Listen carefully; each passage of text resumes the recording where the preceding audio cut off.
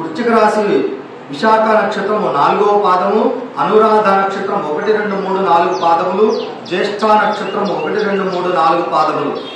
ఈ రాశి వారికి ఆదాయం 2, వ్యయం 14, రాజపూజ్యం 5, అవమానం 2. ఈ రాశి స్త్రీ పురుషులకు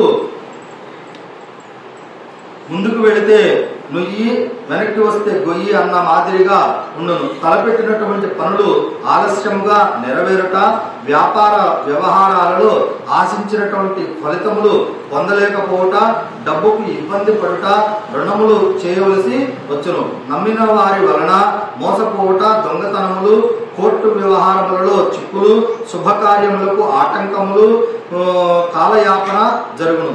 గురు సొంత ఇంటిని విడిచిపెట్టి వేరొక చోటికి వెళ్లి ఉండవలసి వచ్చును. బంధుమిత్రు విరోధములు, దెబ్బలు తగులుట, ఎముకలు విరుగుట, శరీర ఆరోగ్యము బాగుండకపోవట, మనశ్శాంతి లేకపోవట జరుగును.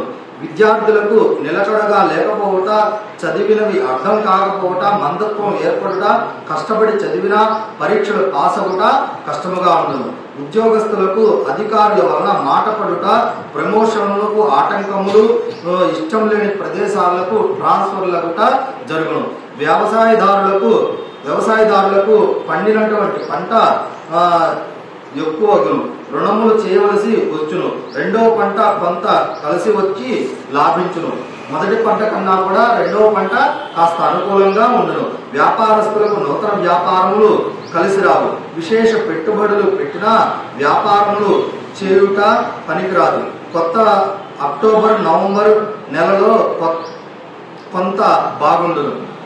క్రీడారంగం వారికి, టీవీ సినీ కళారంగంలో వారికి శ్రమ ఎక్కువగా చేసినప్పటికీ కూడా గుర్తింపు పొందుట కష్టముగా ఉండును. కాంట్రాక్టర్ల వారికి బిల్లులు వసూలు కాక కష్టపడవలసి వచ్చును. రాజకీయ నాయకులలో పలుకుబడి తగ్గును. ఇది వరలో ఇచ్చినటువంటి వాగ్దానము నెరవేర్చుట కొంత ఆలస్యమై కొన్ని మాటలు పడవలసి వచ్చును. ఈ రాశి వారికి అనుకున్నంతగా లేదు. అక్టోబర్, నవంబర్ మాసంలో బాగున్నది.